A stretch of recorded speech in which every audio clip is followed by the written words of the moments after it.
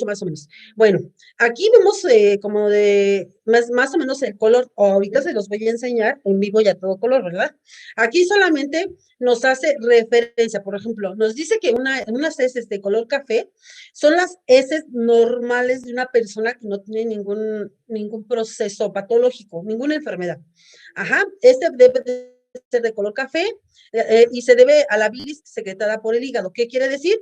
Que esa persona tiene un buen, el hígado lleva bien ese proceso de degradación de grasas y de todo lo que contenga a través de la bilis. Todo esto nos ayuda al proceso y el color de las heces nos está indicando que está bien. Unas heces de color verde. La comida, pues probablemente se puede ver alterada por algunos alimentos. Si nosotros consumimos demasiada clorofila que contienen los vegetales verdes, pues también eso puede pintar las heces.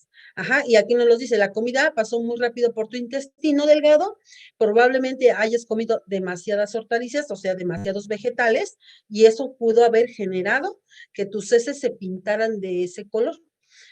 Amarilla, grasosa, fétida, contiene grasas en exceso porque tu cuerpo no las absorbe bien, posible síntoma de una enfermedad gástrica, que se le conoce como enfermedad celíaca, ¿no? Igual, enfermedad propia de la absorción de este tipo de grasas.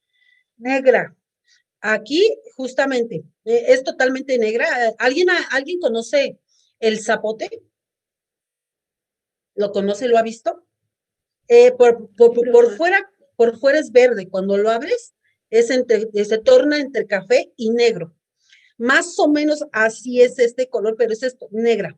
Aquí nos está hablando de una probable, yo les decía, de una probable hemorragia interna debido a una úlcera a nivel, a lo mejor de esófago o de estómago, o simplemente que esta persona ingirió grandes cantidades de hierro. Ajá, a lo mejor si una persona está con anemia, le indican pastillas de sulfato ferroso, consumirlas, aquí hay que notificarle el médico a la paciente que si está consumiendo hierro o se está administrando hierro a través de las inyecciones intramusculares, probablemente a la hora que haga del baño, su popó puede salir negra, pero hay que tener cuidado, hay que decirle que si empieza a sentirse mal, pálida, que empiece a ver borroso, puede ser un indicativo de que no es solo que esté consumiendo hierro, sino probablemente la paciente tiene un sangrado a nivel de estómago, yo les decía, o finalmente alguna cuestión ahí como un cáncer de estómago le pudiera estar ocasionando o de colon le pudiera estar ocasionando a la paciente que esté evacuando de este color. Ahora, color clarita, blanquecina o color arcilla, no, anormal, puede ser que tu colédoco esté obstruido, también hay algunos medicamentos que causan esto y hay que acudir al doctor. A este término de color, de este tipo de características, de estas heces, se le conoce como acolia. ¿Qué quiere decir? Sin color. Ajá. Entonces hay que tener así, cuando nosotros anotemos en nuestra hoja de registros, no tenemos que poner popó color blanca o blanquecina, es acolia. Ajá. Y la negra se le conoce como melena. Y vamos a ver, rojo o con manchas de sangre. Es un posible síntoma de cáncer o probablemente esté con un sangrado también activo el paciente. Cuando evacúa con las heces, así como muy fresca y la sangre se ve fresca, como cuando nos golpeamos la nariz y nos sale de la nariz sangre, así sale en la popó, sale justamente esa sangre fresca. Ajá.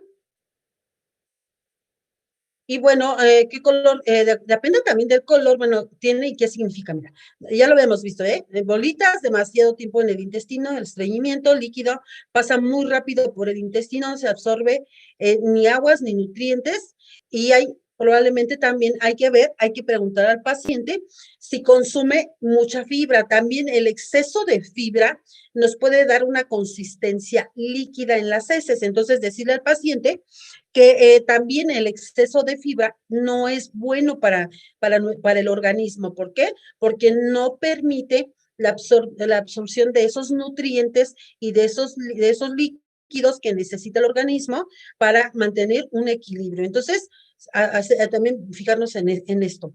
Y se llaman hilillos, signo de obstrucción en el intestino y posible presencia de pólipos. Los pólipos son como unas bolitas de carne, así como si fueran de estas bolitas de los cereales, así se parecieran más o menos, pero estas se encuentran adheridas en el tracto intestinal. Entonces, ahí hay que ver también si hay alguno de estas situaciones. Flota y huele muy mal, mala absorción intestinal, medicación para pérdida de peso. A lo mejor el paciente está consumiendo laxantes o está consumiendo algún medicamento que le esté provocando esta situación. Dura y seca, pues ya lo habíamos visto que pues, son causas de estreñimiento y algunos medicamentos pudieran ocasionar que el paciente pudiera estreñirse. Ajá, es más o menos así.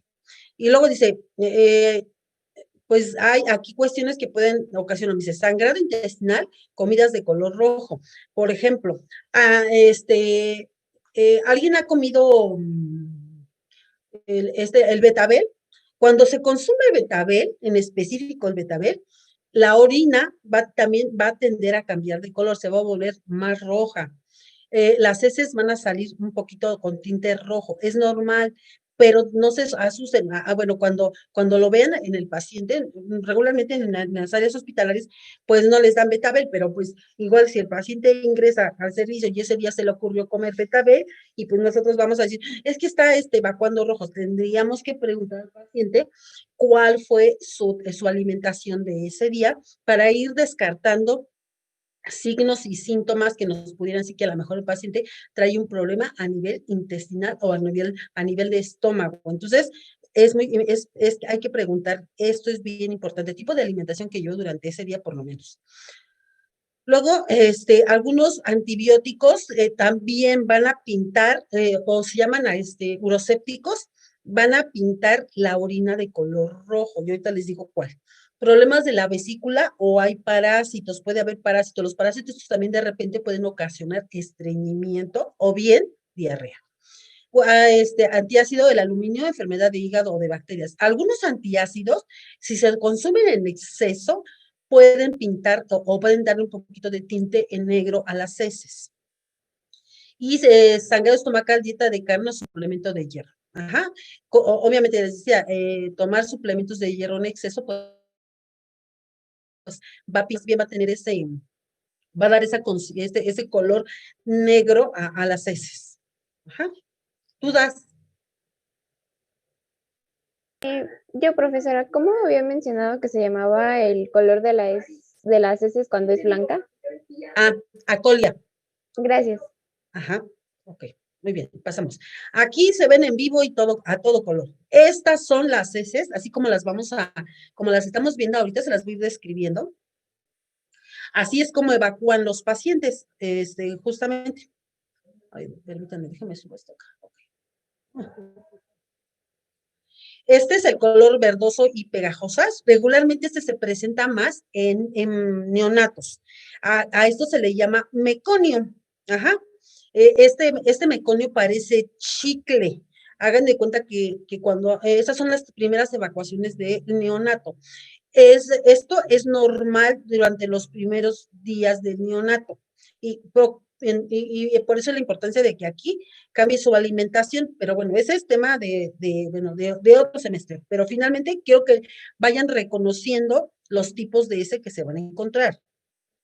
Amarillentas y granulosas, color marrón y espesas. Esta pareciera como si fuera mantequilla de maní, más o menos pareciera, tiene ese color y como esa consistencia. El marrón verdoso, acuoso, marrón y blando. Y en algunas ocasiones, esta es muy parecida a cuando hay un problema por virus o parásitos, también tienden a tener este color como acuoso, marrón y blando, aparte la traen como moco. Y entonces nos están hablando justamente en muchos de estos casos, ese virus se llama rotavirus, que también es muy común en los niños. Seco, marrón y duro. Miren, nos está hablando de que el paciente tiene estreñimiento y que probablemente a lo mejor consume algún antiácido, porque tiene el tinte justamente de las heces.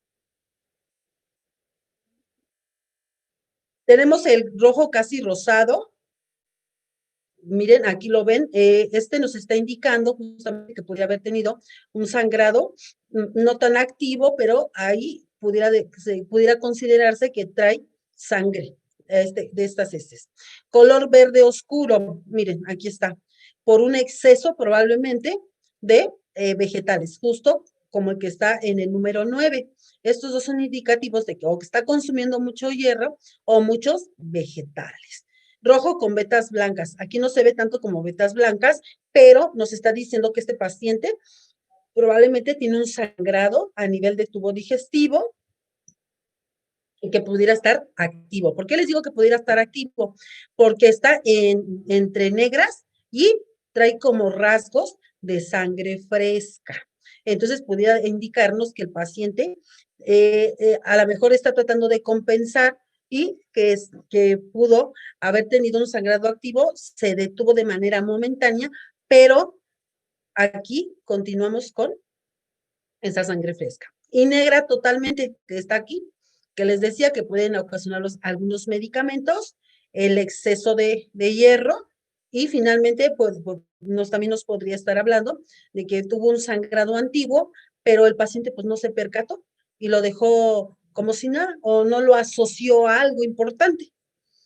Y finalmente las blanquecinas o blancas, que están como estas, o como decía, color paja, que es un color muy clarito. Entonces a esto también se le conoce como acolia, y pues nos está hablando de que el paciente probablemente tiene un problema a nivel de hígado.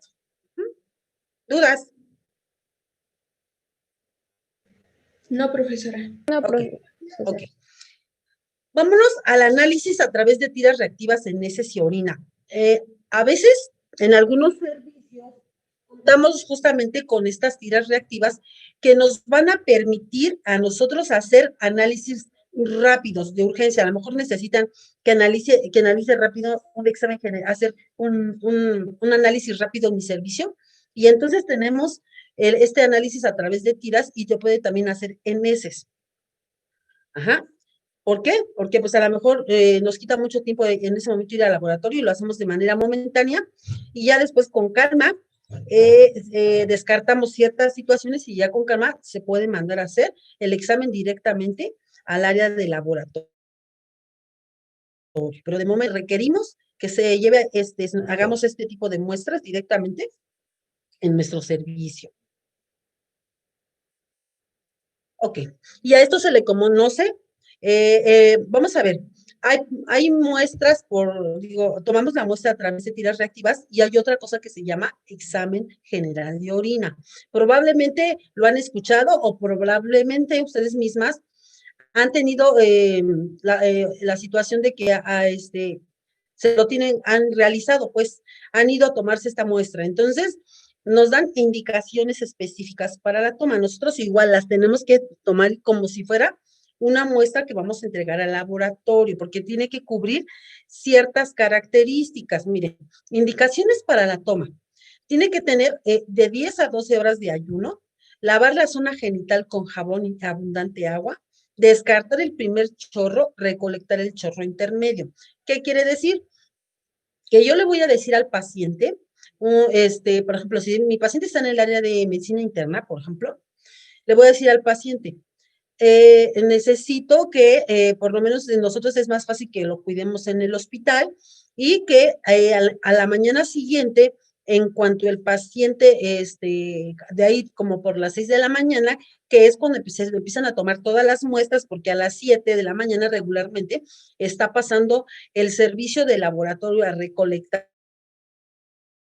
las muestras, enfermería o personal médico haya tomado muestras, pues entonces aquí igual nosotros vamos a lavar la zona genital del paciente para que pueda recolectar esa muestra y se la puedan llevar y puedan garantizar que la muestra está en las mejores condiciones.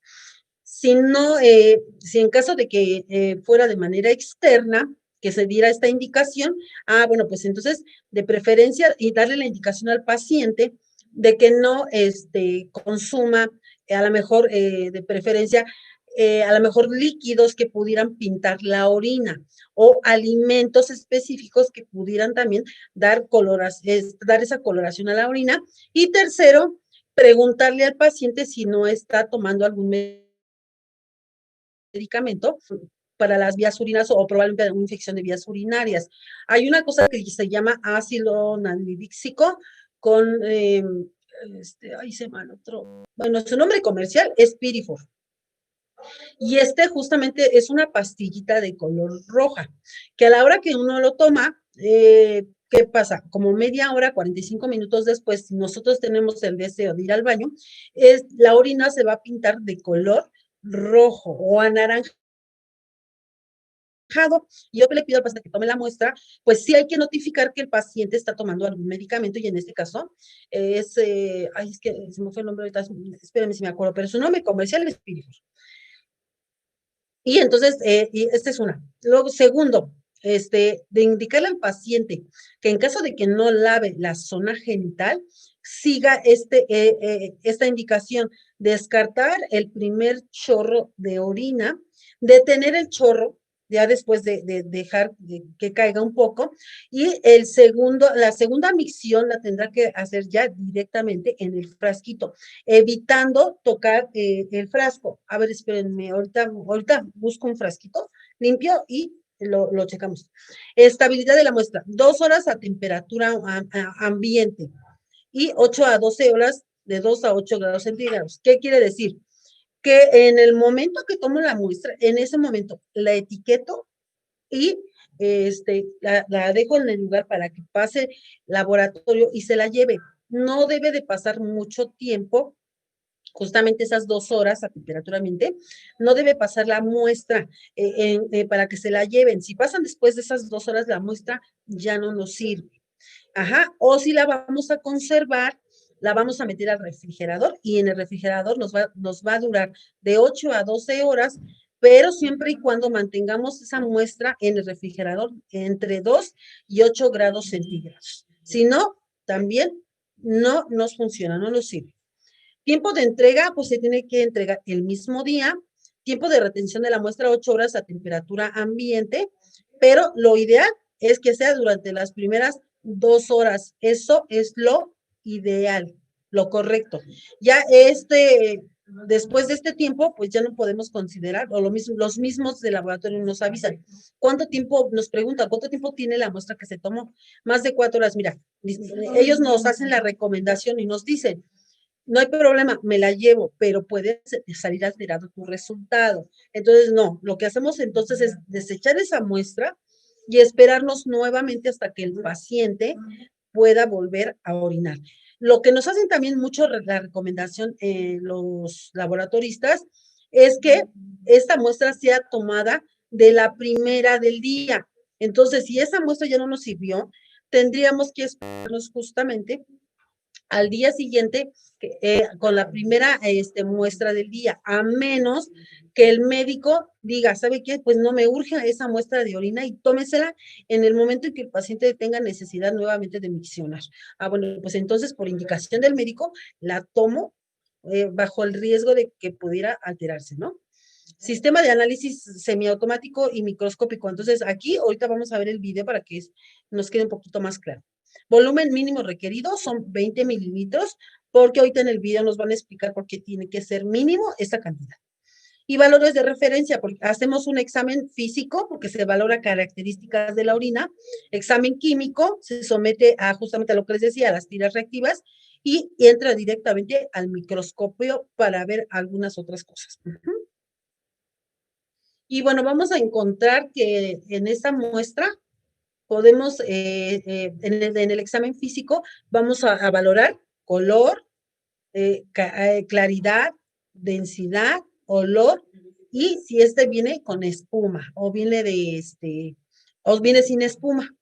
Entonces, vean, eso es lo que vamos a ver en el examen físico. Luego, en el examen químico, ¿qué es lo que se va a medir? pH, proteínas, glucosa, si hay cetonas, si hay sangre, si hay bilirrubinas, si hay urobilinógeno y si hay nitritos. Ajá, ese es el examen químico.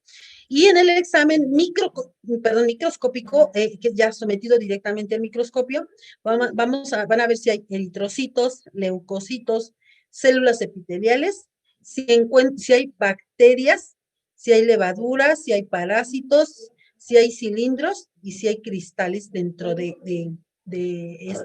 este examen.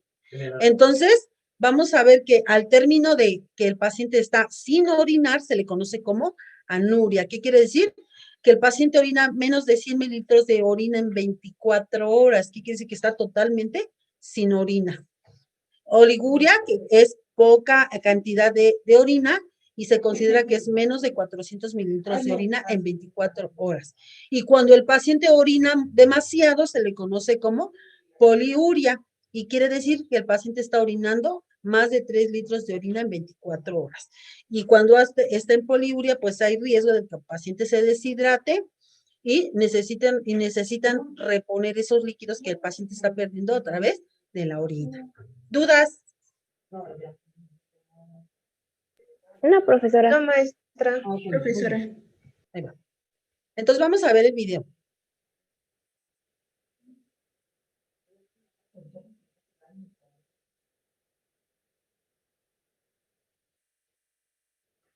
Maestra, no se escucha. Sí, ¿qué creen? Ahorita se los voy a ir describiendo. Este no tiene volumen. Y les voy a ir diciendo cada paso. Ok, aquí. Miren, el examen general de orina a diferencia del cultivo tiene mucha similitud. ¿Cuál va a ser la diferencia? Que aquí en el urocultivo tenemos que tomar la muestra y tiene que ser con técnica estéril. El examen general de orina, justamente, aunque no tiene tantas, tantas así como muchos pedados que deberíamos de tener, aprovechamos, si tomamos el urocultivo, nos sirve para tomar urocultivo y examen general de orina. Aparte, el urocultivo, justamente, cuando se desconoce la bacteria o el microorganismo que está ocasionando una infección de vías urinarias, lo que se hace es mandar a cultivar la orina para saber qué microorganismo es el que se encuentra presente en el tracto urinario. Entonces, esa sería la diferencia entre un examen general de orina y un urocultivo. Un urocultivo nos va a dar el microorganismo específico que está ocasionando la infección del tracto urinario. Ajá. Ok, este recipiente estéril tiene la ventaja de que justamente como está estéril, pues aquí no tenemos tanto problema. En el momento en el que yo abro el frasco, se rompe la esterilidad del frasco. En algunos casos ya vienen unos con sistema de vacío. Entonces, se recolecta la muestra en un tubo, como de estos tubos de muestra sanguínea. Ahí recolectamos la orina y con el vacío se introduce directamente el frasquito y ya no hay problema de contaminación. Ajá, en algunos casos, en algunos otros, pues no tenemos provisto justamente esta parte de estos frascos y lo tenemos que hacer justamente todo con técnica estéril. Estos frasquitos, cuando ya tomamos la muestra, aquí lo membretamos con nombre del paciente, la edad, la fecha, en que se tomó la muestra. Muchos laboratorios también solicitan la hora en la que se tomó la muestra y aquí también se le coloca ¿cómo se llama? El tipo de muestra que requiero que se procese. Por ejemplo, le pongo urocultivo y examen general de orina. Entonces, ¿qué quiere decir? Que con esa muestra se pueden procesar dos muestras de laboratorio, un examen general de orina y aparte el urocultivo. Y nos van a preguntar que si se tomó con técnica estéril. Y entonces, si nosotros lo hicimos con técnica estéril, vamos a decir si se tomó con técnica estéril.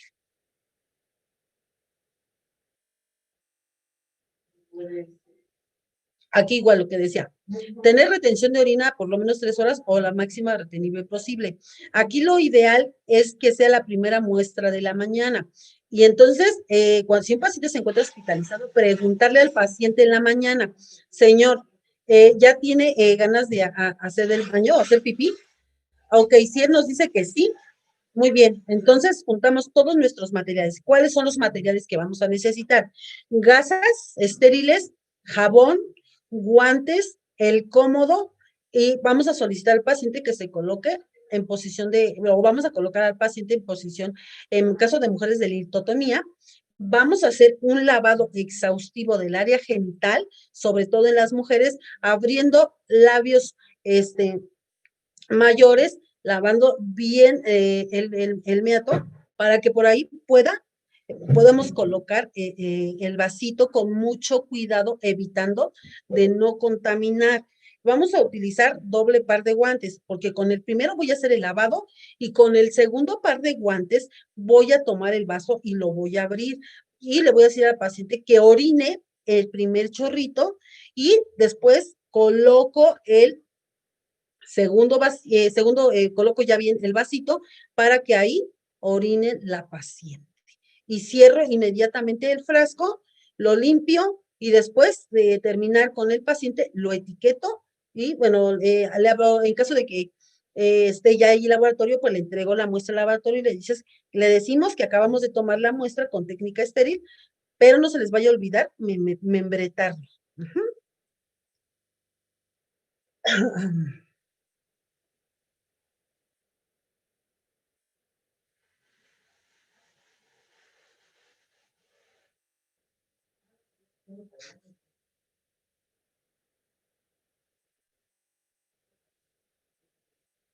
Igual, así como les dije ahorita,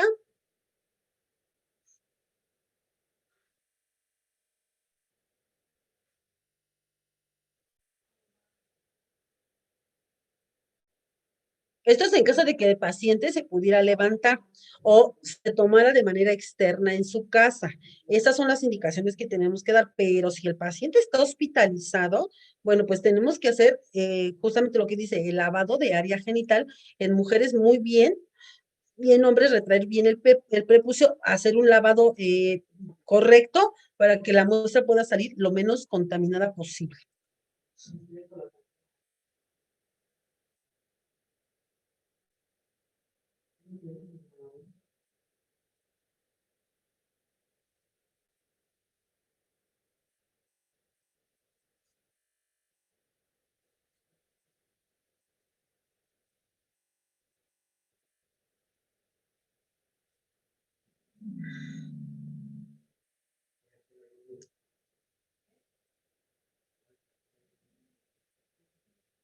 Esto también es muy importante.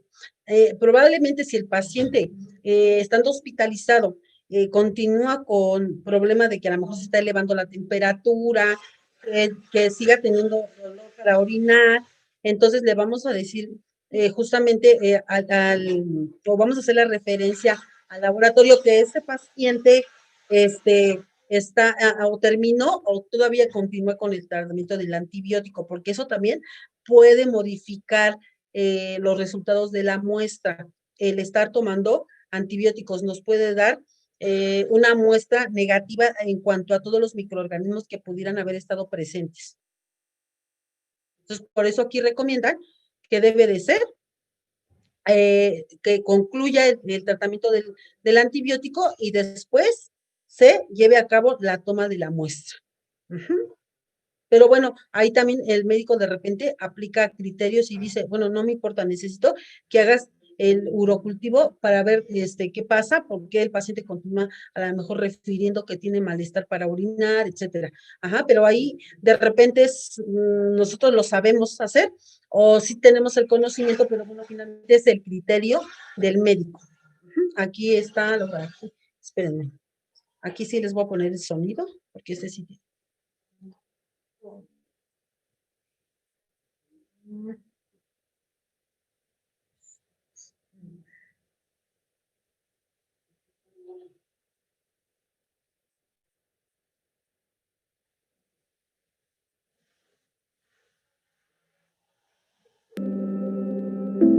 ¿Cómo realizar un análisis de orina usando tiras reactivas? Antes de iniciar el procedimiento, se debe realizar un adecuado lavado de manos o esterilizar con alcohol en gel.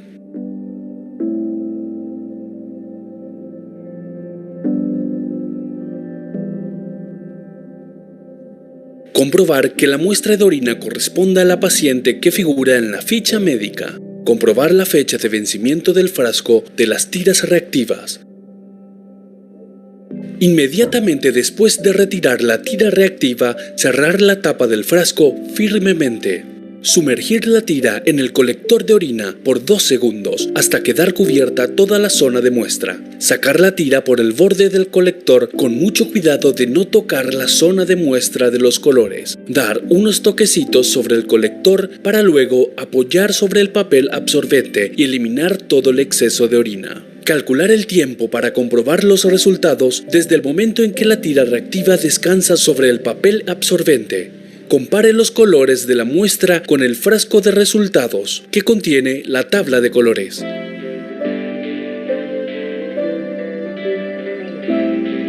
A los 60 segundos para glucosa, proteína y nitritos. A los 90 segundos para leucocitos. Al finalizar el procedimiento, registrar los resultados.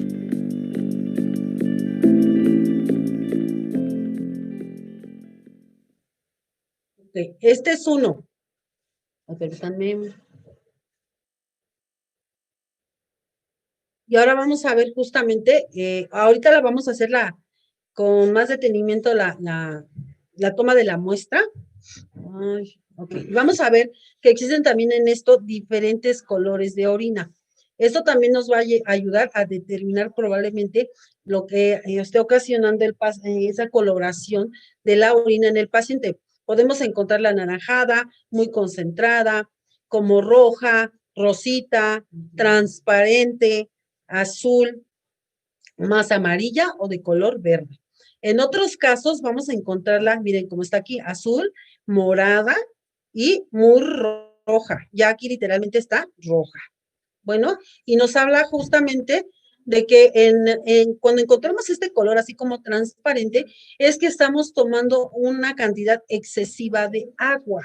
Ajá, entonces, tendremos que dejar de tomar tanta agua porque estamos barriendo con electrolitos y algunos minerales que necesita nuestro organismo. Entonces también debemos de tomar con moderación el agua. Este color amarillo quiere decir que también este es el color normal de la orina. Este que está aquí, déjame pongo el puntero. Este que está aquí. Ajá. Ese es el color normal de la orina. Ninguno de estos, pues es normal. Luego este color como marroncito o ámbar o miel, quiere decir que nos necesitamos, así como como ámbar y miel es como este que está aquí más o menos, necesitamos tomar un poquito más de agua. Ajá, probablemente nos está dando un indicativo de que se está concentrando nuestra orina y que nosotros necesitamos tomar más agua. Entre más concentración, más acúmulo de bacterias y nos exponemos a contraer una infección de vías urinarias. Y luego tenemos como el marrón, que es más o menos entre este y este. Podríamos tener una enfermedad hepática, pero también puede ser una deshidratación severa. Y entonces ya nos vamos a la rosada o ¿cómo se dice? O rojiza, como esta, que estamos aquí por acá, y esta de acá. Esto también puede ser indicativo de que tenemos un sangrado a nivel urinario. Y comúnmente el proceso de una infección de vías urinarias solamente es en el tracto urinario. Pero si nosotros no tratamos esa infección de vías urinarias, esta se puede complicar y se sube directamente a lo que es el riñón. A veces ese riñoncito, pues cuando ya tiene bacterias ahí, se llama pielonefritis. Y esa pielonefritis ocasiona justamente que después empiece yo a sangrar. Entonces eso me está indicando también que tengo un problema a nivel renal y que mis bacterias pues ya se subieron al riñón, ¿verdad? Y que necesito pues ya no solo de estar tomando agua, necesito ahora sí ir al médico o ahí dentro de la misma hospital pues iniciar antibióticos. O puede ser indicativo también de que si tuve algún accidente y me golpea a nivel abdominal, puede ser que a lo mejor se golpeó mi riñón y está sangrando. Entonces, por eso también es bien importante que nosotros aprendamos a reconocer el tipo de color de la orina. Ajá. Aquí también nos habla de que hay rastros de sangre por infección, piedras, tumores, menstruación puede ser deshecha, o también puede ser indicativo de algún consumo de drogas o alimentos. Yo les decía, hay algunos alimentos también como el betabel, que también le da este tinte como rojito, entre rojito y rosado. Y entonces uno debe estar consciente que este color que adquirió la orina fue porque yo consumí abundante a lo mejor betabel o comí ¿cómo se llama esta fruta que se llama pitaya, que también nos pinta la orina y nos pinta las heces? ¿Qué otra cosa? Y este medicamento que les digo que pinta también la orina de color naranja. Y entonces aquí tenemos azul o verde, nos está indicando que puede un exceso de proteínas o un problema también a nivel renal. Jarabe como refresco de cola, justamente como es negra, yo se las voy a enseñar. Hace mucho ejercicio la persona, aplastamiento o un traumatismo grave, o también puede ser un indicativo de que también puede haber un daño a nivel hepático. Ajá. Regularmente en estos pacientes que consumen mucho alcohol y que son pacientes con crónicos y que este consumo excesivo de alcohol ya dañó el hígado, a la hora que están orinando, orinan como este color Coca-Cola. ¿Dudas? Maestra. Ok, No, vean, profesora, también. vean aquí vamos a ver este color de la orina, ¿cómo lo ven? Muy feo, ¿no? ¿Qué color tiene? Verde. Verde. Verde. ¿Qué creen? Esta es orina con pus. Así se ve. Y se llama piuria. Ajá, es una combinación de orina con pus. Vean esta. Este es como color café y pareciera té verde. Ajá. Se le conoce como coliuria. Ese color como café o como Coca-Cola se le conoce como coluria, y ese color es característico de los pacientes que tienen problemas de alcoholismo y que ya el alcoholismo los llevó a un daño hepático y ya después empiezan a orinar de esta forma. Ajá. Y aquí está otro, que a veces de repente también pacientes sometidos a algún procedimiento y que les metieron medio de contraste, puede también tener esta coloración negra en la orina. Y esta otra contiene, nosotros le llamamos sedimentos. ¿Qué quiere decir? Que son esos sedimentos como arenillas que se encuentran en la orina. Ajá, algún paciente podría tener cálculos renales y a veces se empiezan a desprender esas pequeñas arenillas de esos cálculos y cuando orinan pues se ve como sedimento o como que tienen algunos como fibrina que son igual del mismo riñón. También esas son muy características, pero tenemos que aprender a identificarlas. ¿Dudas con ¿No hay dudas? Y por ejemplo, profesora, en la Mande. piuria, ¿por qué se presenta? ¿Por qué se presenta? Ok. Pacientes inmóviles, pacientes que tienen mucho tiempo sin con una sonda vesical y que esta sonda vesical no la cambian o que esa sonda vesical la manipulan mucho. Pasa mucho con los adultos mayores que vienen de casa. Nos llegan a las áreas hospitalarias con orinas de estas características. ¿Qué quiere decir? Que no le dieron el cuidado a esa sonda vesical y que a la hora de manipular muchos microorganismos o bacterias se subieron directamente al tracto urinario y llegaron al riñón. Y como no se le dio tratamiento y no se percataron que había una infección de vías urinarias o el paciente nunca lo refirió, entonces, ¿qué quiere decir? Que a lo mejor ya cuando llegan al área hospitalaria y nosotros sí lo observamos, entonces decimos que fue por una mala manipulación.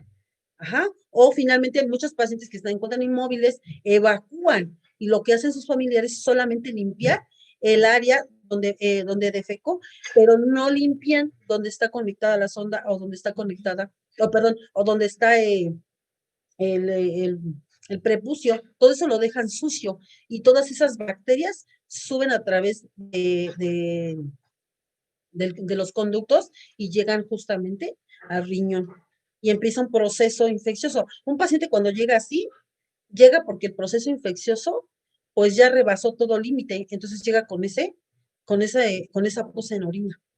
Esos son los diferentes tipos de orina que van a encontrar. Entonces, para que cuando ustedes lleguen, digan, empiecen a identificar a sus pacientes.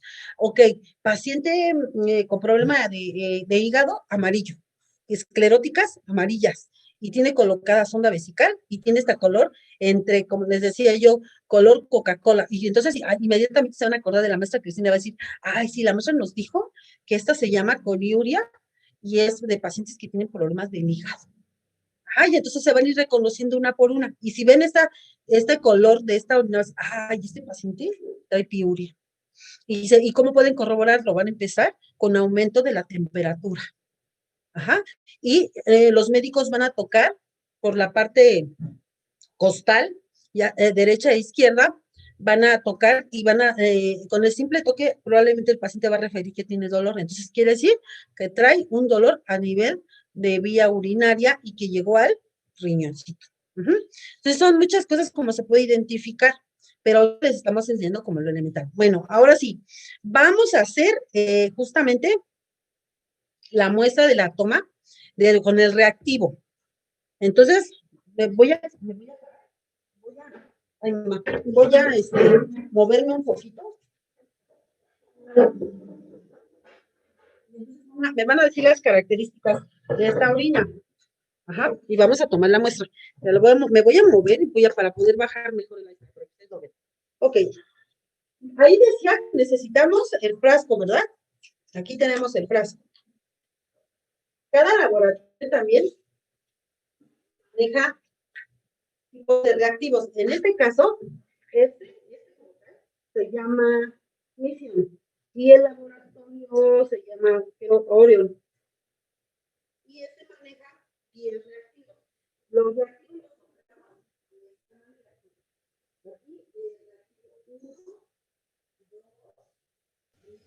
Profesora, no se escucha nada. ¿Me escuchas? Creo que cuando se aleja o se mueve un poco se va el audio. A ver, ahí ya me escuchan. Ya. Sí. Muy bien. Les decía, vamos a tener 10 reactivos. Contando 1, 2, 3, 4, 5, 6, 7, 8, 9 y 10. Profesora, no sé si sea yo, pero no le escucho. A ver, ¿ahí me escuchan? Sí. ¿Ahí? ¿Sí? Sí. Muy bien. Si no, me voy a tener que conectar.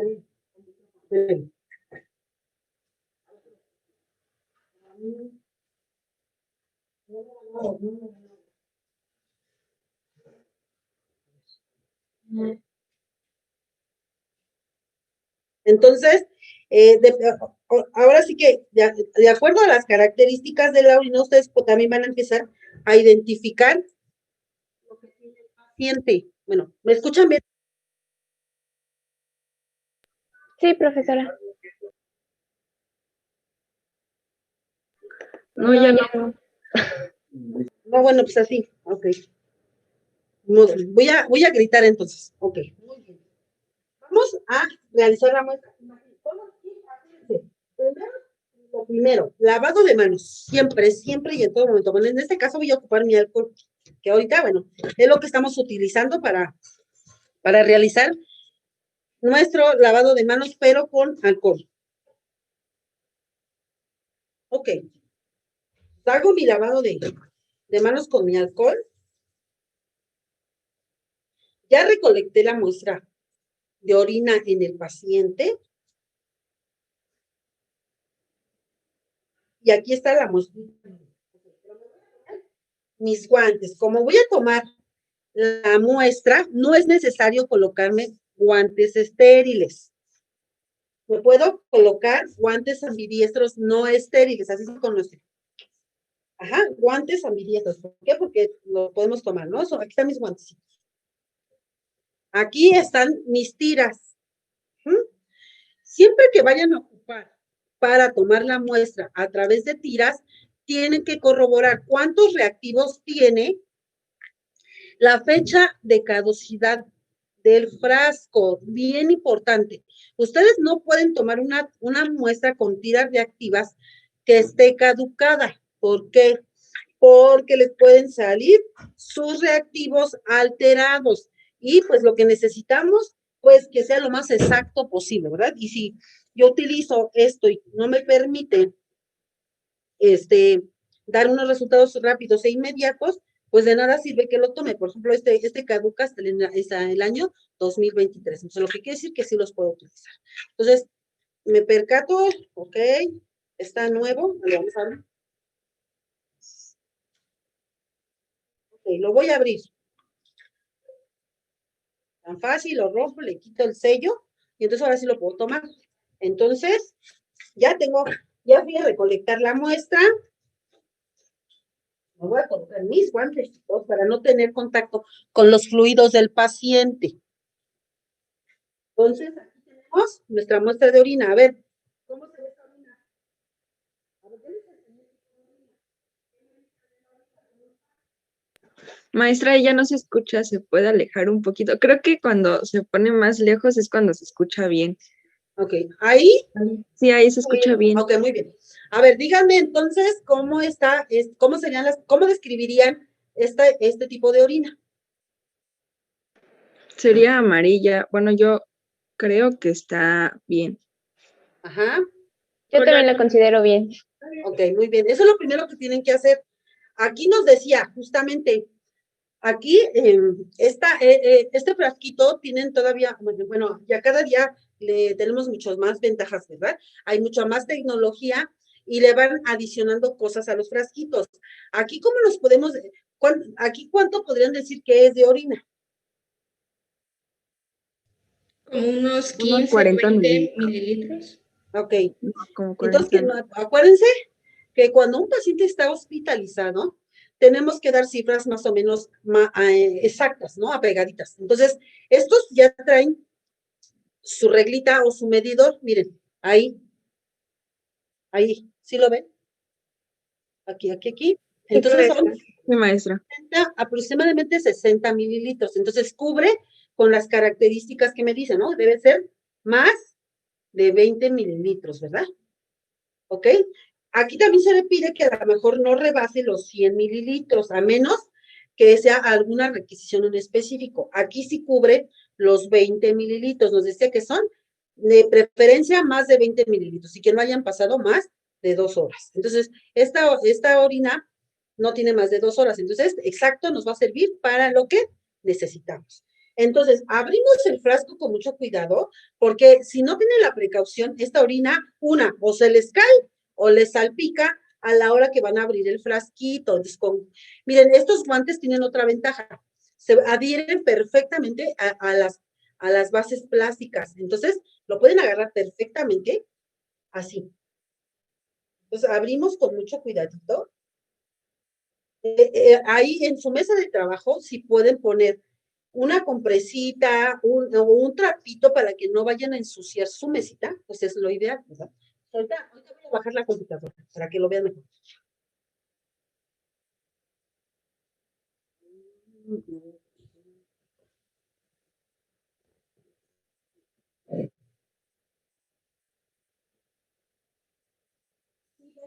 ¿Sí ven mi mesa?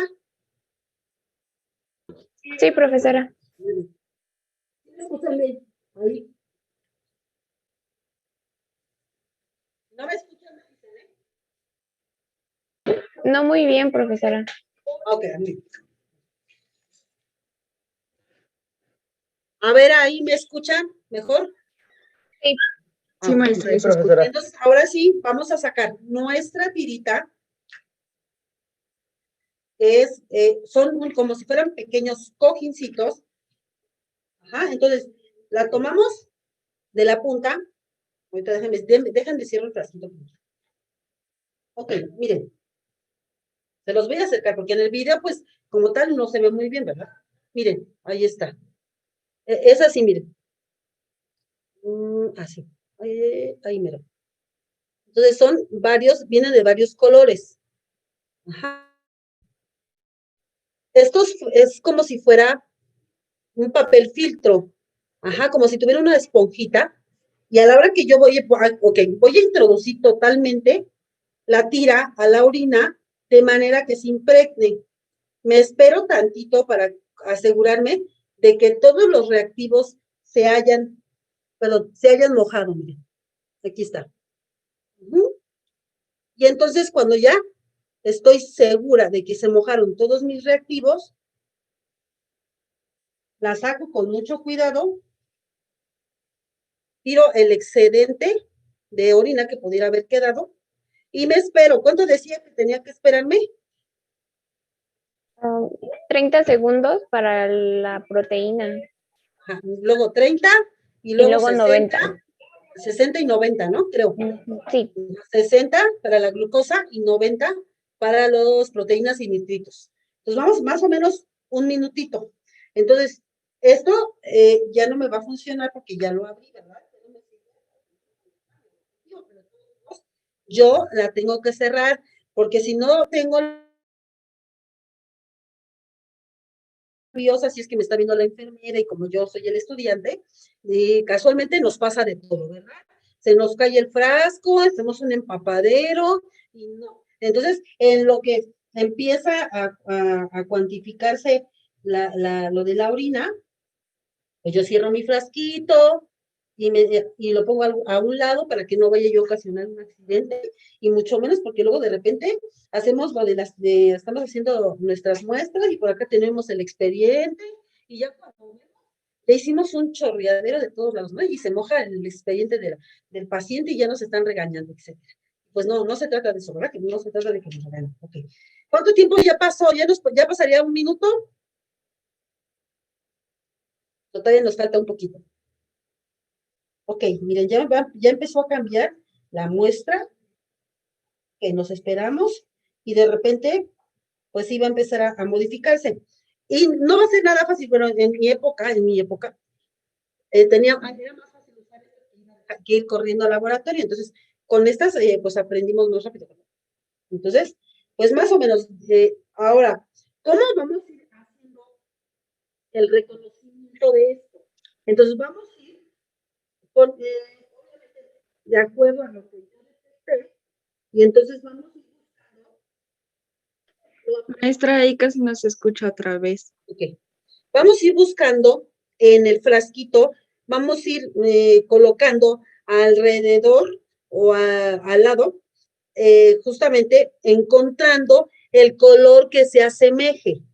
Entonces, y eso nos va a decir, por ejemplo, leucocitos. En este caso, tiene 15,000. Ajá. Lo ideal es que no tuviera nada. Y ahí le ponemos negativo o dependiendo si se cambia de color, pues aquí en el frasquito me marca 15,000 leucos o más, 70,000 o más, 70 o más, perdón, 125 y 2 cruces. Y 500 más 3 cruces. Entonces, ¿qué quiere decir? Que lo normal es lo que va a estar remarcado en la primerita línea. No voy a hablar, nomás se los voy a enseñar, miren.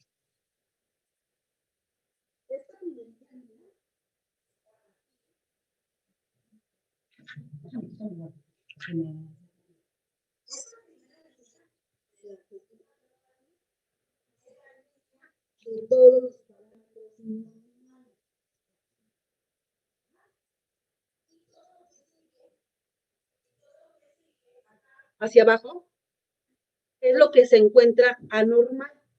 Entonces, estos frasquitos nos dan parámetros, el primer parámetro nos da de todo lo que se considera normal, y a partir del segundo renglón ya nos está diciendo que puede haber alteraciones. Entonces, esa es la ventaja que tienen estos frasquitos, que no, para que no nos, a lo mejor, si yo no me sé de memoria todos los parámetros normales que tiene la orina o que tengo que ver que tiene la orina, bueno, pues este frasquito, pues me los da de un inicio y ya después voy descartando. Entonces voy con el segundo, a ver, espérenme. Ahora vámonos con nitritos. Nos dice que está positivo solamente y de ahí también nos marca del color rosado, rosa, más rosa, hasta un casi lila. Entonces, apenas se llegó a pintar, nos salió negativo, la paciente aquí salió negativa. Y luego viene, esos fueron los nitritos. Luego, urobilinógeno. Ok, vamos a ver, igual, así. Tiene la primera línea y igual, salió negativo. Y luego nos vamos a la tercera línea, que salió proteína, que salió .2. Entonces así nos vamos con cada una. Y a ahí va. Pues cada una nos va dando resultados. Y así como nos va saliendo el resultado, nosotros lo vamos a ir anotando en nuestra hoja. Así como nos marca leucocitos, nitritos, urobilinógeno, proteínas, pH de la orina, bilirrubinas, glucosa, los tenemos que ir anotando así. Y entonces a lo mejor el médico lo que le importa, a lo mejor el paciente adultos, lo que más le importa saber cuánta glucosa está tirando el paciente por la orina, sobre todo en los pacientes que tienen diabetes mellitus. A ellos les dicen, ok, este paciente salió negativo, no está tirando glucosa. Hay pacientes que sí están tirando glucosa y aquí nos dice que tiene tirando 100, 200, 500, 1000, más de 2000. Ajá. Lo correcto es que nadie, cuando está totalmente sano, debe de tirar glucosa por la orina. Nadie. Un paciente diabético, sí. Un paciente diabético sí va a tener, va a empezar a tirar, ¿cómo se dice? Glucosa por la orina. Pero debe de tirar valores normales, también se considera en ellos. Si un paciente está tirando más de 500 o más de 1000, pues ¿qué quiere decir? Que el paciente está descompensado. Y entonces, ojo, porque tenemos que vigilar mucho más al paciente. Si ese paciente está tirando más de 1000 por orina, ¿qué quiere decir? Que el paciente, si le tomamos una glicemia capilar, o sea, en el dedito, o bien le tomamos una muestra de laboratorio a través de sangre, de sacarle sangre, pues va a estar elevado. Ajá.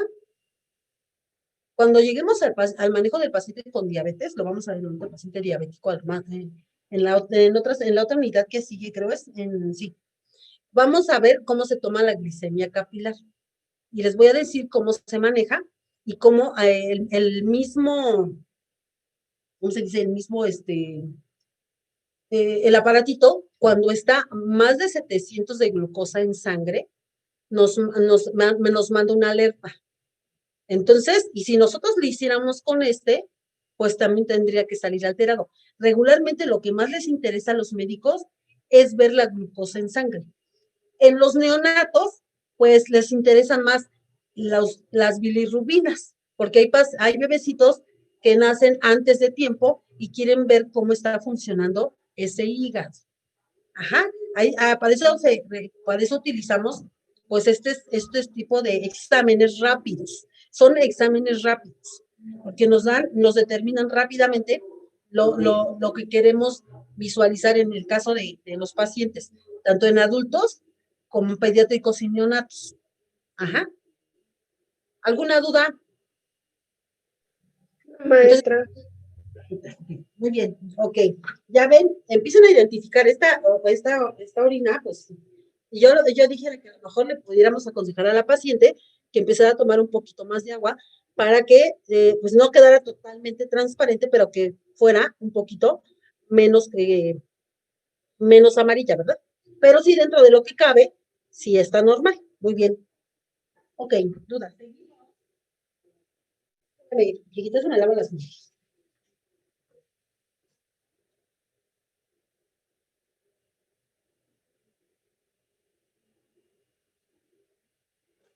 Por ejemplo, si viéramos, si aplicáramos esto en el caso del paciente, aquí en algunos también, no mide bacterias. Y entonces en el caso del paciente nos interesaría, del caso clínico, nos interesaría saber si tiene bacterias. Y si tiene bacterias, pues ahí se quedaría, ¿no? Entonces damos por hecho que el paciente sí tiene una infección de vías urinarias. Pero si yo quisiera saber qué tipo de bacteria tiene el paciente, ¿qué tendría que hacer?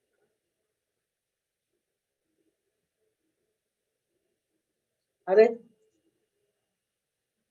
Profesora, se le dejó de escuchar.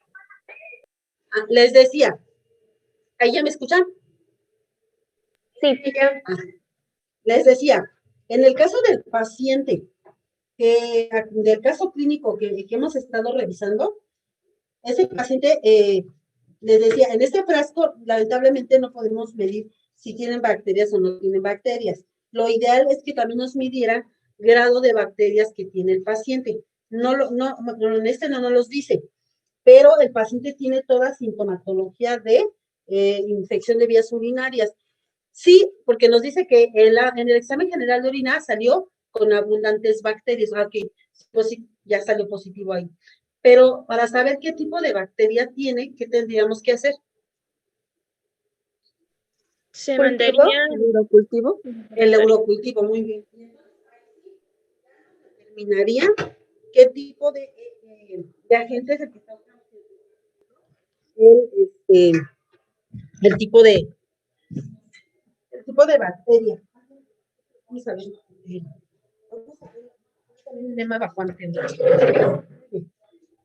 Entonces, lo ideal es el urocultivo. También se hace el urocultivo cuando presentan resistencia al tratamiento, cuando el medicamento que se les está dando no está funcionando y hay que cambiarlo, porque si el bicho ahí sigue resistiéndose a morir, ¿no? Entonces, ahí también dan específicamente medicamento en base al resultado del urocultivo. Por eso es importante tener en cuenta la muestra o indicarla de acuerdo a lo que se va a necesitar para que cumpla el objetivo. Ahí va, nos quedamos aquí. Ahora, allí para las muestras de heces se le conoce como coprocultivo o coprológico. ¿Qué diferencia hay entre uno y otro? El coprológico solamente es para saber cómo está, igual, consistencia, características que se miden en las heces. Y el coprocultivo es para ver justamente en caso de que a lo mejor estuviera el paciente constantemente con diarreas, refieren muchas náuseas. Hay parásitos en específico que causan problemas en ciertas horas del día. Ajá. Algunos, no digo que en todos, no se vayan a sugestionar. En algunos parásitos ocasionan que nos estemos rascando la nariz. Yo no sé si alguno de ustedes tiene sobrinitos y de repente han visto que se rasca la colita. Véanlo, obsérvenlo, eso también nos va a servir. Esto quiere decir que tiene parásitos. Ajá. Entonces, nosotros también nos tenemos que desparasitar, porque hay algunos parásitos en específico que a ciertas horas del día empiezan a ocasionar molestias. Entonces, como no sabemos cuál es, por eso es que van a hacer el coprocultivo, igual que el urocultivo. Ajá. Y el coprológico nada más es para ver características, no hace otra cosa. Entonces, esas son las diferencias. Ahorita en el video lo vamos a ver. Muy bien. Les voy a presentar miren.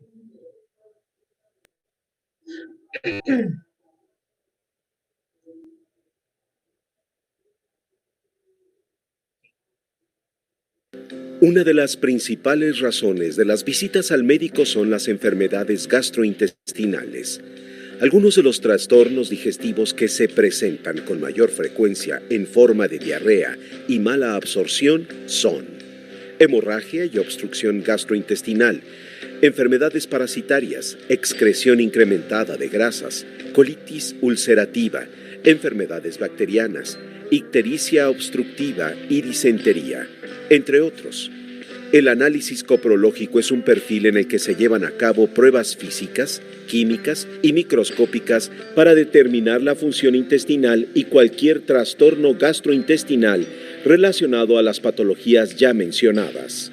Las pruebas realizadas a las heces permiten evaluar la capacidad gástrica del intestino y son de gran ayuda para detectar procesos digestivos que se manifiestan con diarrea o mala absorción. El examen de las heces forma parte de los estudios de rutina que se realizan al paciente para conocer su estado general de salud o, en casos muy particulares, cuando se tiene la sospecha de la presencia de alguna patología en el sistema gastrointestinal. Las pruebas realizadas a las heces constan de examen físico. Se realiza mediante el método de la observación, buscando cambios físicos que puedan ser indicio de alguna alteración en la salud digestiva. Las características físicas a evaluar son el olor, que generalmente hace alusión a resultados de acción bacteriana. Cabe mencionar que este varía de persona a persona de acuerdo a los microorganismos presentes y a la alimentación del individuo. El color.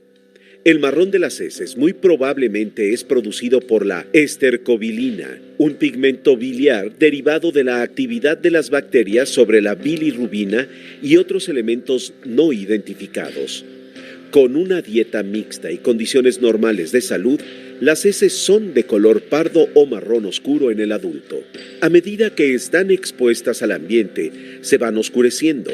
Esta particularidad también se ve influenciada por la dieta y fármacos que puede estar consumiendo el individuo. Consistencia. Esta generalmente es blanda. Durante este examen físico, se realiza una exhaustiva búsqueda de sangre, pus, alimentos sin digerir y moco, cuya presencia sea indicio de alguna patología o variación.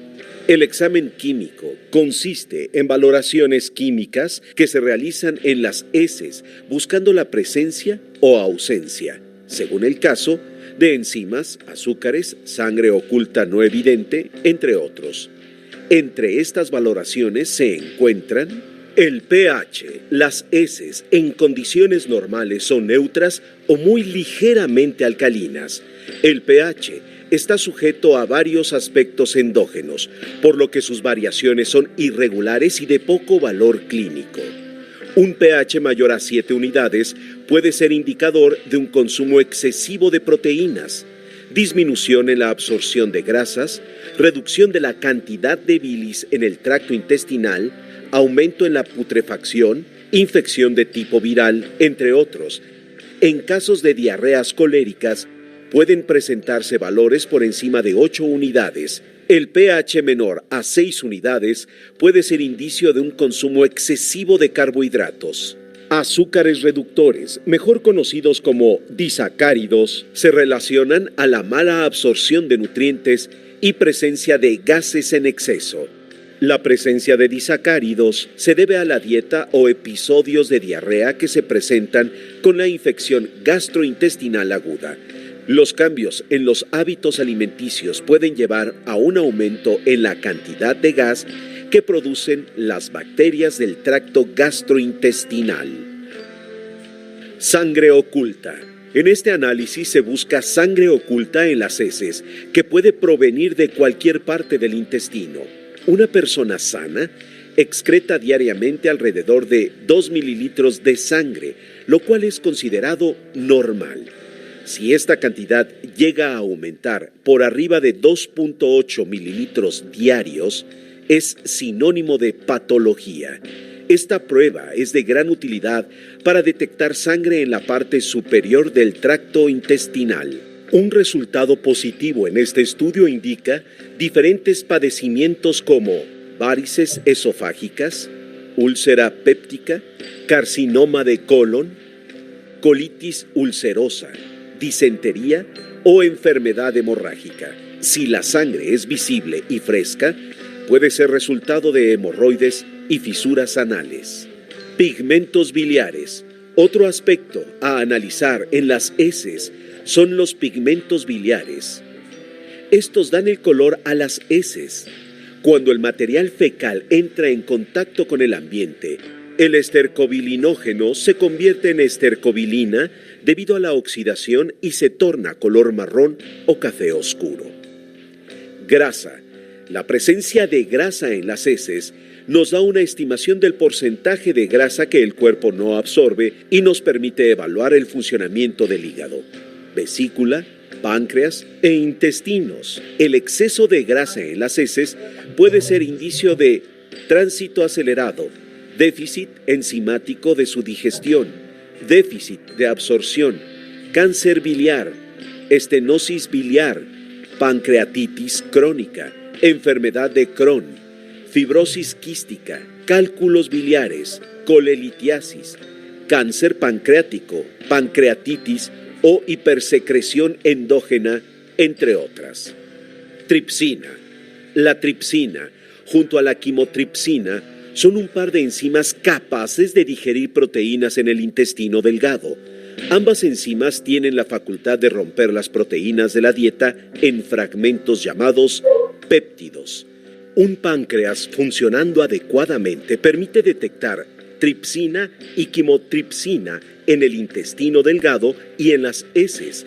Las pruebas que miden la cantidad de estas enzimas son útiles para evaluar la función del páncreas. Otro análisis realizado a las heces es el examen microscópico, que consiste en la observación de las formas microscópicas en materia fecal, como por ejemplo, la ameba en fresco. La amebiasis intestinal es una infección causada por entamoeba histolítica E. dispar y es exclusiva del ser humano. La técnica para detección rápida de la ameba en fresco es detectar la presencia de trofozoitos en los pacientes que presentan enfermedad diarreica aguda.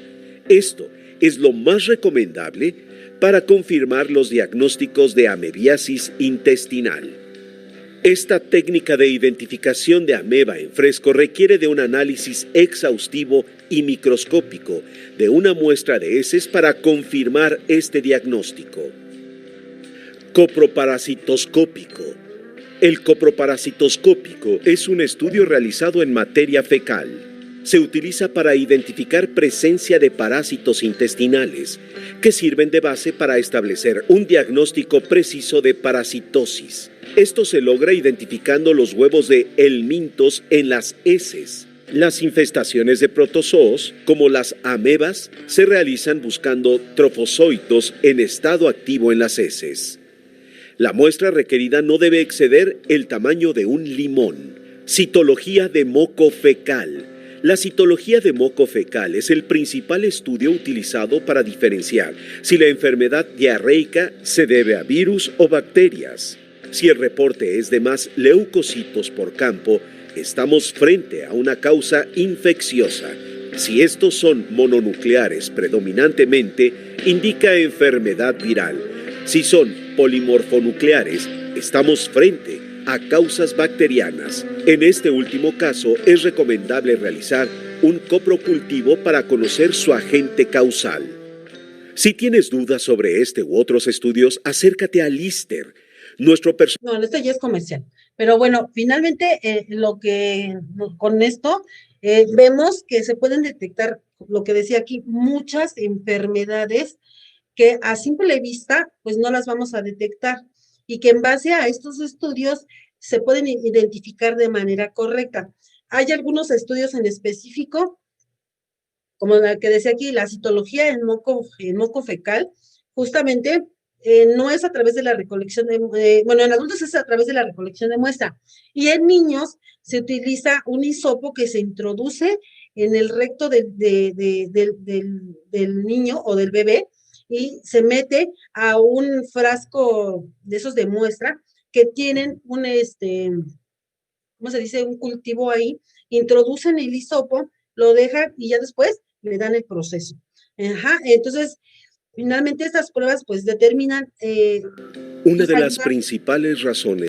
Nos ayudan justamente a dar un mejor tratamiento a los pacientes, sobre todo en cuestión a nivel intestinal, Y bueno, es como que la técnica más segura y más efectiva para poder, a lo mejor también el doctor puede emitir un diagnóstico más exacto y no estar, pues de repente puede ser esto, puede ser el otro, y a nosotros también esto nos ayuda para ir viendo cómo mejora el paciente. Por eso es bien importante que todo esto que observemos, que hagamos, que vayamos valorando también tanto la orina como las heces y las vayamos describiendo y anotando en nuestra hoja.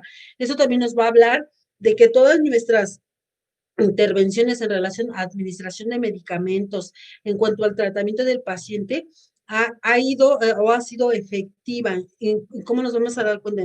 Mejor un paciente que está con hemorragias a nivel intestinal o a nivel gástrico, pues empieza ya les decía, con ese color rojo, y conforme se le va dando el medicamento y conforme vamos visualizando, vamos a ir anotando la consistencia y el color de las heces, entonces hasta que llega a lo mejor a un punto que estas heces se encuentren de características normales. Entonces es bien importante también, todo juega un papel muy importante, y dentro de estas también son, lo que les decía, la clasificación del vómito. El vómito también nos habla mucho del estado de salud del paciente. Ay, Dios, perdón.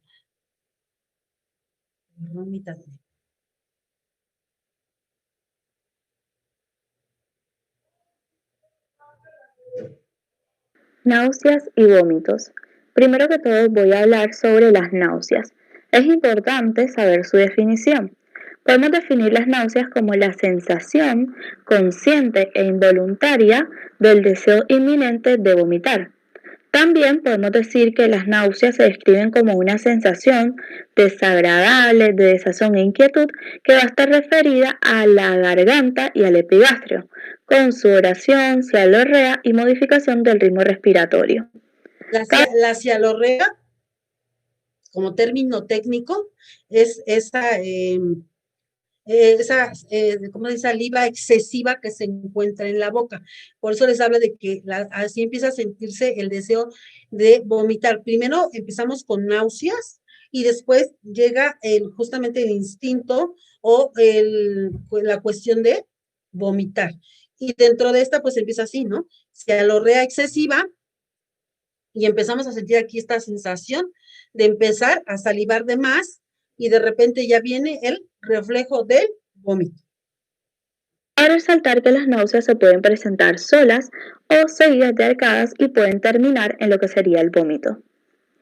En cuanto a las causas, vamos a tener varias, por ejemplo, causas funcionales y causas orgánicas, vamos a tener fármacos, y también podemos mencionar la estimulación del aparato vestibular.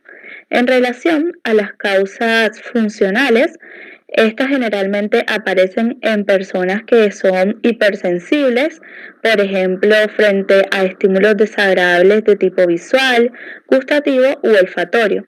También estas pueden, deberse a alteraciones emocionales. Ahora, si hablamos específicamente en relación a las causas orgánicas, habitualmente estas son de origen gastroduodenal. También pueden originarse por cambios de la presión intracraneal, patologías abdominales y patologías torácicas. Y bueno, y por último podemos mencionar los fármacos y la estimulación del aparato vestibular. En relación a la metodología de estudio, en este caso, está basada en la impresión clínica inicial, y debemos definir si se trata de náuseas de origen funcional o náuseas de origen orgánico. Y para eso el interrogatorio y el examen físico lo que hará es que nos orientará hacia una patología determinada.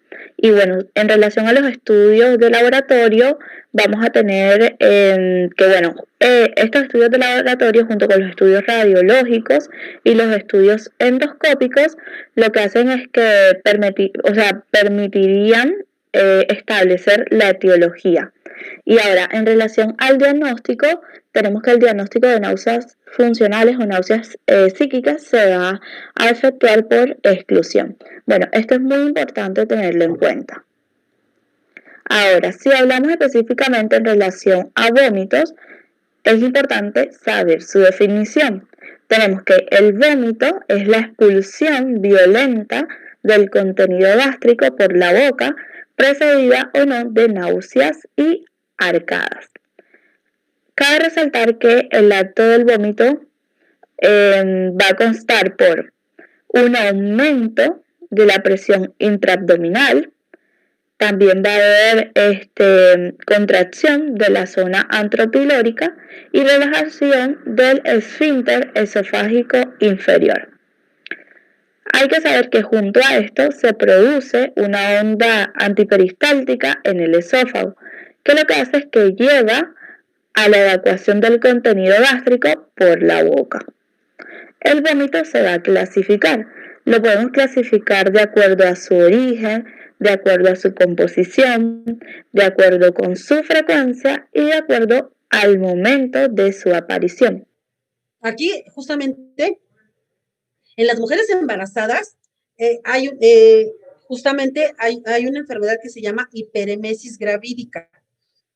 Que estas pacientes, justamente durante este proceso del embarazo, presentan la emesis, pero es más bien de origen psicológico aquí con las pacientes gravídicas y se ha relacionado mucho con este proceso del rechazo del producto del bebé, en el caso de las mujeres embarazadas. De los niños, bueno, se deben más a su origen a problemas infecciosos. Y en los adultos pudiera ser justamente este problema a lo mejor de cuestiones irritativas, ¿no? Porque consumen muchos irritantes, consumen muchas medicaciones. Los pacientes adultos mayores justamente tienen muchos problemas de colitis, de gastritis, porque son pacientes polifarmacia, que quiere decir que más de 3, 4 medicamentos ya se considera polifarmacia. Entonces, esos pacientes, pues, constantemente están sometidos a irritación de la mucosa gástrica y de repente empiezan con este proceso nauseoso y en algunos casos llegan al vómito. Si hablamos específicamente en relación a la clasificación en donde clasificamos, valga la redundancia, el vómito de acuerdo con su origen, vamos a tener que existe vómito central, periférico y reflejo. En relación al vómito central, este es un vómito que se da sin náuseas ni arcadas que lo precedan, se presentan con cambios de posición y es el vómito en chorro de canilla de la hipertensión endocraniana. Ahora, si hablamos del vómito periférico, este está acompañado de náuseas y arcadas. Hay que saber que puede o no calmar las molestias, tiene un punto de partida gastroduodenal y se observa en la gastritis, la úlcera gástrica, la úlcera duodenal y el cáncer gástrico.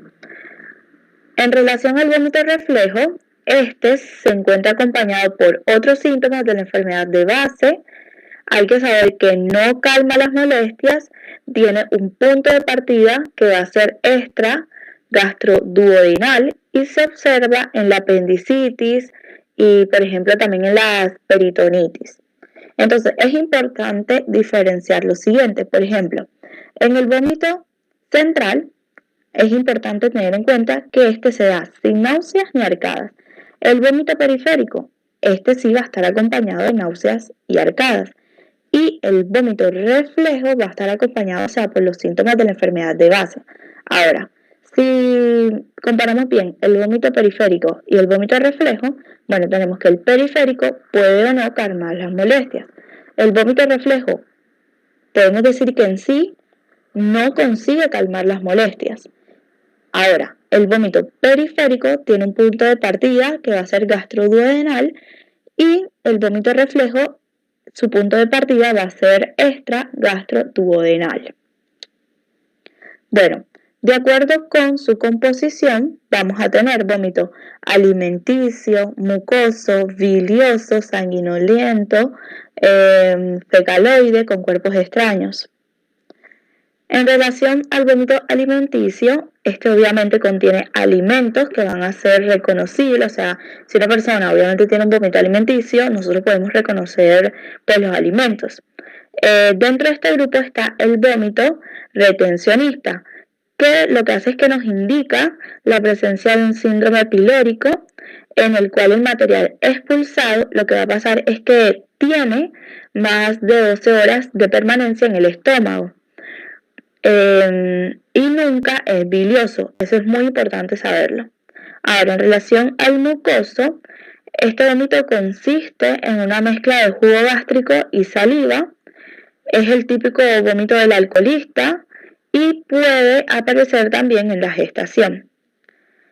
En relación al bilioso, o sea, el vómito bilioso, esto obviamente contiene bilis, es un vómito que va a tener color amarillento verdoso según el tiempo de permanencia en el estómago, deja un gusto amargo en la boca y se observa casi siempre en afecciones hepáticas y en afecciones vesiculares, estenosis de duodeno, entre otros. Bien, ahora sí hablamos del vómito sanguinolento. Este es un vómito que puede ser, por ejemplo, sangre roja, en el caso de una hemorragia reciente, o también puede ser sangre oscura en borra de café, en el caso de una retención gástrica de sangre. Y bueno, hay que saber que se presenta en las patologías que producen hematemesis.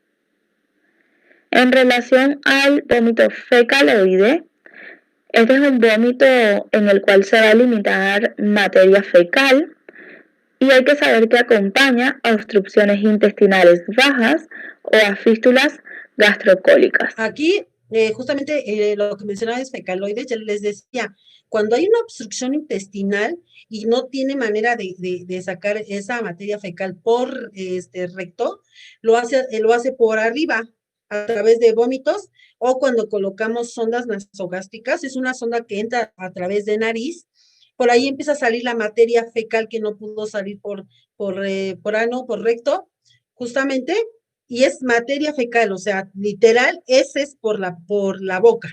Ajá, entonces, pues a eso nos decía aquí bien, como lo menciona, es ahí cuando hay una obstrucción en el intestino y no hay otra forma de quitar esa obstrucción que entrando a cirugía. Por último, vamos a tener el vómito con cuerpos extraños, que en este caso lo que va a pasar es que se produce la expulsión de cálculos biliares por fístulas colecistogástricas, por ejemplo. También se puede producir la expulsión de parásitos o la expulsión de cuerpos extraños deglutidos. Ahora tenemos otra clasificación que va a ser, también se puede producir la expulsión de parásitos. No lo crean, cuando un paciente pues no se desparasita, hay alguna cuestión que se maneja como parasitosis o infestación, y justamente en estos casos se da más en niños que tienden a que se les cae a lo mejor una galleta, un dulce, algo al suelo y tal cual lo levantan y se lo comen. Y está este triángulo que se llama ano, mano, boca. Los niños constantemente, los más pequeños, se están rascando el ano y se lo llevan a la boca. No hay ese de que me agarro, me lavo las manos y puede desencadenarse esto. Y entonces hay infestación y esas lombrices, que comúnmente así se llaman, esas lombrices salen expulsadas por boca, por nariz o por ano. Ajá, entonces vamos a encontrar, vamos a encontrar estas situaciones. O los cuerpos extraños. Hay patologías, sobre todo en personas que son muy ansiosas, que se empiezan a comer los cabellos, ellos mismos se cortan el cabello, se jalan el cabello y se lo empiezan a comer, y eso causa también obstrucción, y en algunos casos, pues van acompañados de parásitos o la expulsión de cuerpos extraños de gluten. Clasificación que va a ser de acuerdo con su frecuencia. Entonces, vamos a tener vómitos aislados, en crisis, como en la intolerancia gástrica, y vómitos incontenibles como la uremia, cáncer y iodio alto, o sea, en esos casos.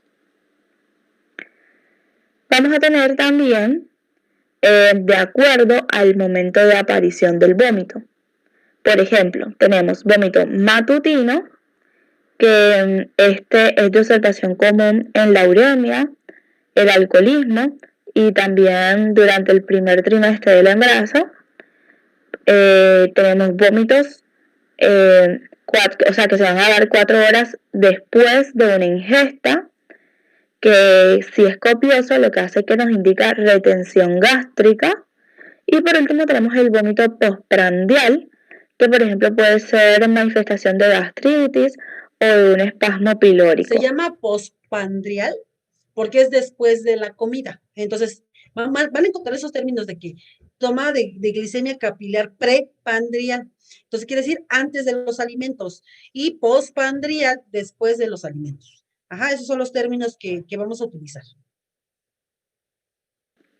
Bueno, y por último puse estas 2 definiciones que es muy importante recordarla, que son hematemesis y hemoptisis. Hematemesis podemos decir que es la sangre que proviene del aparato digestivo. Generalmente es producida por un vómito, es de coloración, o sea, tiene como un color rojo negruzco. Y la hemoptisis es la expectoración de sangre. Es una sangre que va a venir del árbol respiratorio, es de color rojo rutilante y bueno, también puede tener burbujas burbujas por su contenido aéreo. Entonces, ¿qué es importante saber?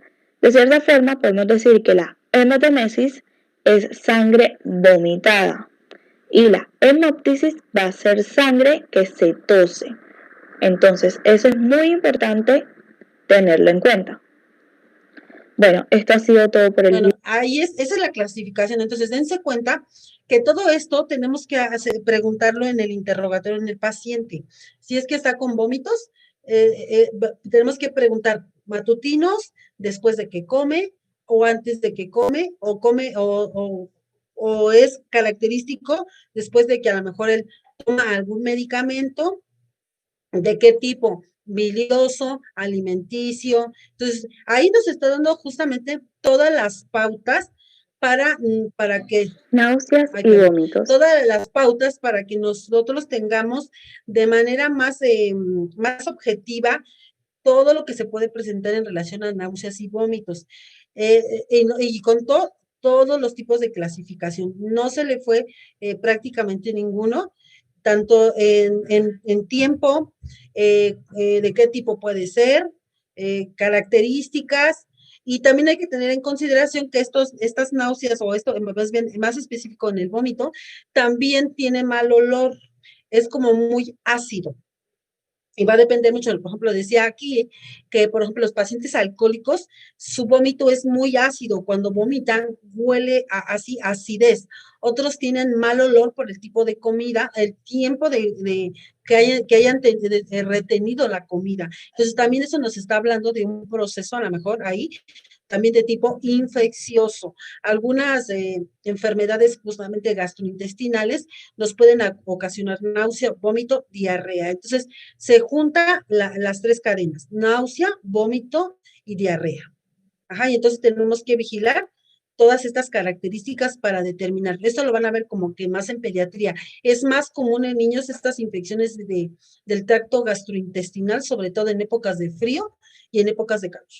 En los adultos mayores es más común en este tipo de edad por la falta de alimentación correcta, por el tipo de medicación que toman. Algunos pacientes son crónicos degenerativos y toman como mucha medicación y más se enfoca a cuestiones de tipo gástrico. Gastritis predomina más en los adultos mayores y es lo que ocasiona los problemas de vómito y diarrea.